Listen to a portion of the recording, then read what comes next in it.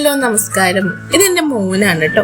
ഈ ഒരു പ്രായത്തിലുള്ള കുട്ടികൾക്കൊക്കെ ജലദോഷം കഫക്കെട്ടൊക്കെ വരുമ്പോൾ നമുക്ക് എക്സ്ട്രാ ഒരു ഭയങ്കരമായിട്ടുള്ള പണിയാണ്. എക്സ്പെഷ്യലി ജോലിയുള്ള അമ്മമാർക്കൊക്കെ എക്സ്ട്രാ ഒരു പണിയാണ്. അപ്പോൾ ഇങ്ങനെയുള്ള കഫക്കെട്ടൊക്കെ വരുമ്പോൾ പെട്ടെന്ന് മാറാനും പെട്ടെന്ന് ഈ കഫൊക്കെ പോകാനും വേണ്ടിയിട്ട് ഞാൻ വീട്ടിൽ തന്നെ എൻ്റെ മക്കൾക്കും അതേപോലെ നമ്മുടെ ക്ലിനിക്കിൽ വരുന്ന പേഷ്യൻസിനും ഒക്കെ പറഞ്ഞു കൊടുക്കുന്ന ഒരു ചെറിയൊരു ഹോം റെമഡിയാണ്. അപ്പോൾ നിങ്ങൾ ചോദിക്കുക ഇത് മാത്രം എടുത്താൽ മതിയോ എന്ന് ചോദിക്കുമ്പോൾ അങ്ങനെയല്ല. ഇത് നിങ്ങൾ എടുക്കുന്ന സിസ്റ്റത്തിന്റെ, അപ്പോൾ നിങ്ങളെ ഞാൻ ഡയറക്റ്റ് ആയിട്ട് കാണുന്നില്ലല്ലോ, അപ്പോൾ നിങ്ങൾ കാണിക്കുന്ന ഡോക്ടറുടെ അല്ലെങ്കിൽ മെഡിസിൻ്റെ ഒപ്പമൊക്കെ ട്രൈ ചെയ്യാൻ പറ്റിയൊരു ഹോം റെമഡിയാണ് കേട്ടോ.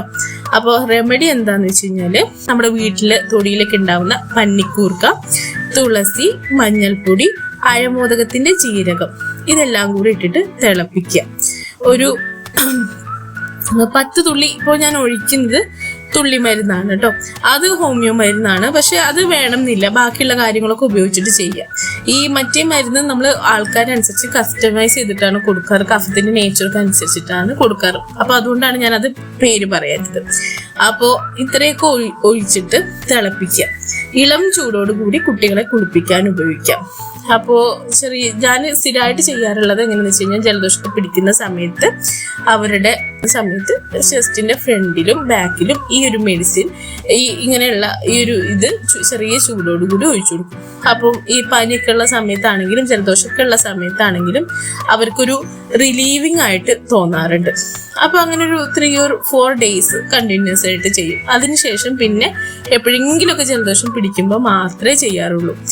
അപ്പോൾ നമ്മൾ ചെറിയ കുട്ടികളുള്ള പാരൻസിൻ്റെ അടുത്തൊക്കെ എപ്പോഴും പറയാറുള്ള കാര്യം എന്താണെന്ന് വെച്ച് കഴിഞ്ഞാൽ അവരുടെ ഇമ്മ്യൂണിറ്റി ബൂസ്റ്റ് ചെയ്യാൻ വേണ്ടിയിട്ട് ശ്രദ്ധിക്കുക എന്നുള്ളതാണ്. നമ്മുടെ ചുറ്റും ഒരുപാട് വൈറസുകളൊക്കെ ഉണ്ട്, ശരിയാണ്. പക്ഷേ നമ്മുടെ ഇമ്മ്യൂണിറ്റി സ്ട്രോങ് ആണെങ്കിൽ മാക്സിമം അസുഖങ്ങൾ പ്രിവെൻറ്റ് ചെയ്യാം. അഥവാ കിട്ടുകയാണെങ്കിൽ തന്നെ അതിൻ്റെ ഒരു ഡ്യൂറേഷൻ, അതിൻ്റെ ഇൻറ്റൻസിറ്റി ഒക്കെ നമുക്ക് കുറയ്ക്കാൻ സാധിക്കും. അപ്പോൾ എപ്പോഴും നമ്മൾ കുട്ടികളുടെ ഇമ്മ്യൂണിറ്റി സ്ട്രോങ് ആക്കാൻ വേണ്ടിയിട്ട് ശ്രദ്ധിക്കുക. സിട്രസ് ഫ്രൂട്ട്സ് നന്നായിട്ട് കൊടുക്കുക, വൈറ്റമിൻ ഡി നന്നായിട്ട് വെയിൽ ഒരു ആഴ്ചയിൽ ഒരു 3 ദിവസം 10-15 മിനിറ്റ് ഒക്കെ വെയിൽ കൊള്ളിക്കാൻ വേണ്ടിയിട്ട് ശ്രദ്ധിക്കുക. ഈ കാര്യങ്ങളൊക്കെ ശ്രദ്ധിക്കുക. ഇമ്മ്യൂണിറ്റി ബൂസ്റ്റ് ചെയ്യാൻ വേണ്ടിയിട്ട് ഹോമിയോപ്പതിയിൽ ധാരാളം മെഡിസിൻസ് അവൈലബിൾ ആണ്. കുട്ടികളുടെ നേച്ചർ അനുസരിച്ചാണ്, ഒരു മെഡിസിൻ എന്ന് പറയാൻ പറ്റില്ല, കുട്ടികളുടെ നേച്ചർ അനുസരിച്ചാണ് നമ്മൾ മെഡിസിൻസ് കൊടുക്കാറ്. അപ്പോൾ 1-to-1 കൺസൾട്ടേഷന് താല്പര്യമുള്ളവരാണെന്നുണ്ടെങ്കിൽ ഈ കാണുന്ന നമ്പറിൽ കോൺടാക്ട് ചെയ്യാം. അതേപോലെ തന്നെ നിങ്ങൾ പനിയൊക്കെ ആയിട്ട് കഫക്കെട്ടൊക്കെ ആയിട്ട് നടക്കുന്ന കുട്ടികളുടെ പേരൻസിലേക്ക് അറിയുമെങ്കിൽ അവർക്ക് ഈ ഒരു റീല് ഷെയർ ചെയ്ത് കൊടുക്കുക കേട്ടോ. അപ്പൊ അത്രേ ഉള്ളൂ. Bye, thank U.